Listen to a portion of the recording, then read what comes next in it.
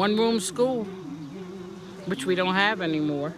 And we had one teacher. She taught all of us. We'd have the old pot stove for our heat, and that was done by coal. Now that stove had to be taken care of by the bigger boys.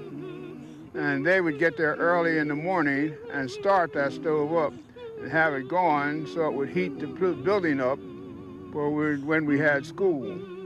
And then when it was cold days, we gathered around the stove to keep warm, but we still got our education. Woke up this morning with my mind and it was stayed on freedom. Woke up this morning with my mind and it was stayed on freedom. Hallelujah, hallelujah, hallelujah, hallelujah, hallelujah.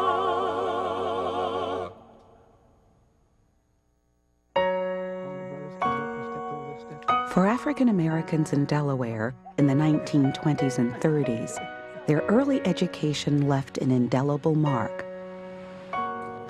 Faced with the prospect of attending poor schools, their lives were transformed in new buildings constructed by Pierre S. duPont. Their schools remain a source of pride and a focus of efforts to reclaim African American heritage. These stories reveal a collective wisdom that has significance for us today.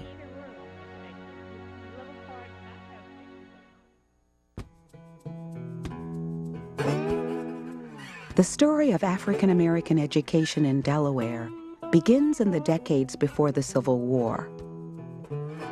Starting in the 1840s, various religious groups, like the Quakers, provided limited education for African Americans. Their efforts accelerated after the Civil War, but it was the Black community itself that funded most of their own education from the late 1800s through the early 1920s. Individuals like Samuel F. Jones used their own money to build schools and educate African American children. But their efforts were obstructed by the system of racial segregation that mandated separation of the races throughout the South.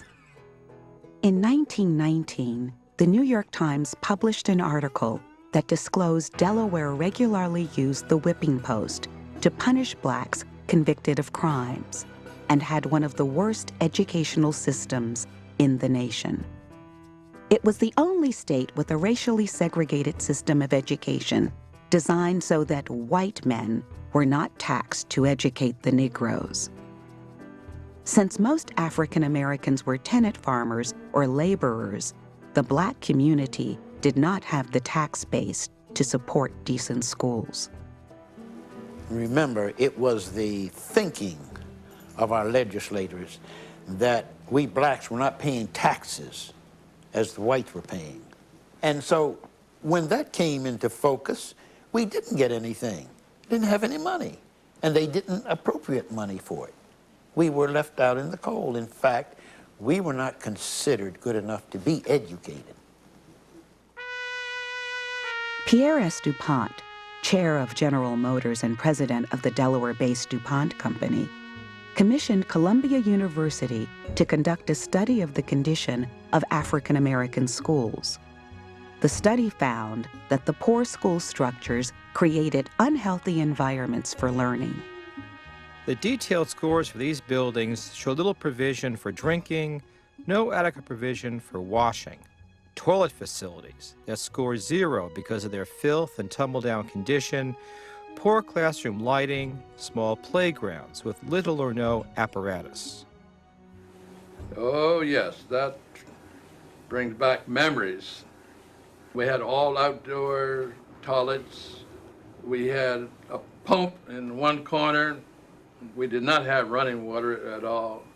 We had playground equipment, which usually wound up in swinging around the pole, and that's about all you got out of that. The educational environment for African Americans changed completely in the 1920s.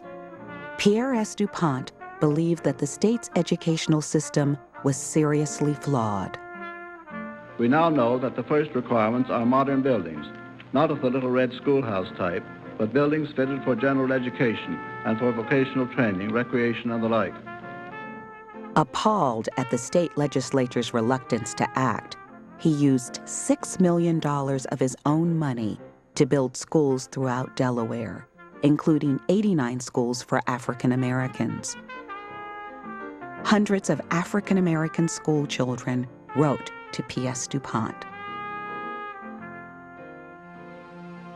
Buttonwood Avenue, Newcastle, Delaware, October 30th, 1925. Mr. Pierre S. duPont, Wilmington, Delaware. Dear Sir, we're celebrating DuPont Day. You have helped the colored people get fine schools, but we have not gotten any yet. We are hoping to get one by Christmas. The school we have now is in the Methodist Church in Buttonwood. It is not well built, and in the winter it is cold in there. I sincerely hope we shall get a new school soon. Yours truly, Sylvester Wolford. Mr. Wolford, is this the house that you were raised in? Yes, it is. And I have to ask you about this tree. The tree was here, but it's grown and grown and grown, but it was here when I first got here. At 3 years old. What was it like going to school that was in a church? Oh, it was just the same, only it was complicated.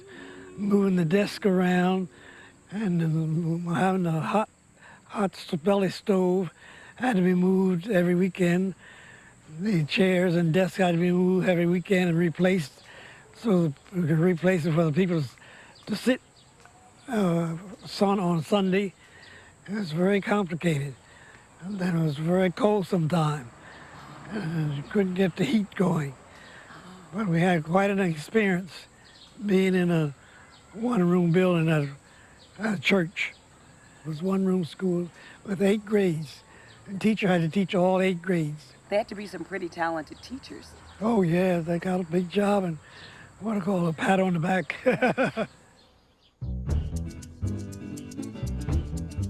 DuPont built the new African American schools to the highest standards. Attendance increased dramatically, and attendance parades were held. Highly skilled teachers working in pleasant environments brought new excitement into the classroom, where children were not only taught academic skills, but life skills and African American history and culture. In 1928, a DuPont school was built in the community of Buttonwood. You said you had 3 weeks in the new school. Yeah, just about 3 weeks in the new school. I graduated. We had what I called a dedication of the new school. Marched up there from the old school. I had a big celebration and big dedication. But then I graduated and went on to Howard High School. The African American community thanked P.S. duPont through letters, poems, songs, and commemorative events. Leading African Americans formed the DuPont Testimonial Committee, and on the advice of W.E.B. Du Bois, commissioned noted Harlem Renaissance artist Edwin Harleston to paint P.S. duPont's portrait. Dear Sir, it occurs to us that it would be very fitting for us to give adequate publicity to the splendid assistance you are giving Negro schools in your state. If it meets My with dear your sir, approval, we would... My friend, Dr. S.G. Albert, has sent me a copy of the Evening Journal containing a report of your magnificent gift of $500,000 to be used... Gentlemen, in my 5th edition of The Negro in Our History, I incorporated certain facts about the educational efforts of your foundation. Respectfully yours, C.G. Woodson, Director. The kids that went to Howard School, quite a few of the people who went there did very well.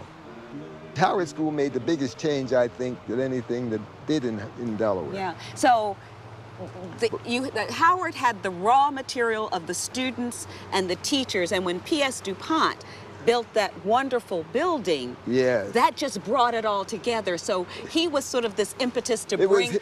It was his fault that black people became educated. Oh, jeez. DuPont carried his fight to the state legislature.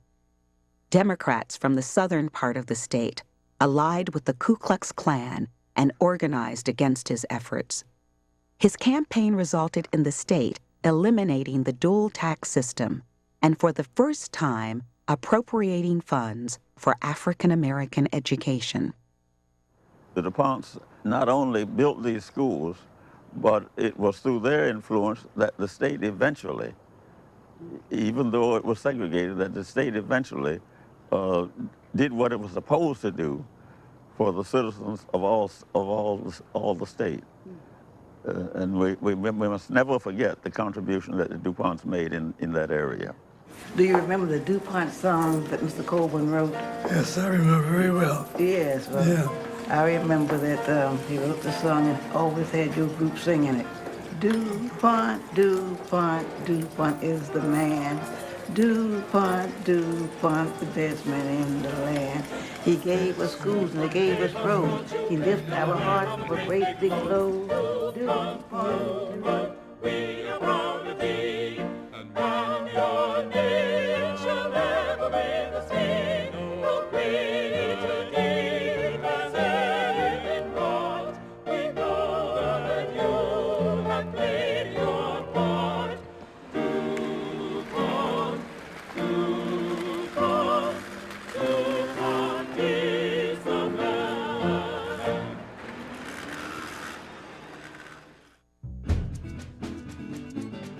DuPont used professional architects to design the schools to ensure they met modern heating, plumbing, and lighting standards, so they also could serve as centers for cultural activities of the Black community. The brick school. Oh yeah, nice brick school. And according to our estimation of it, it was a very large school. It had was only one room, but it was much larger than what we came from. It had windows on one side all along, and nice light came in.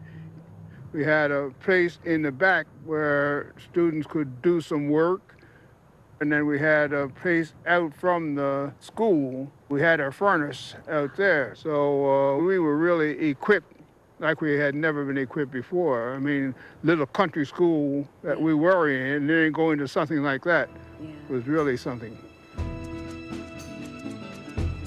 This is one of the better schools that Mr. DuPont built, because we had in here what we didn't have in other schools, and that was a auditorium. Back in those days, there was no place in Dover where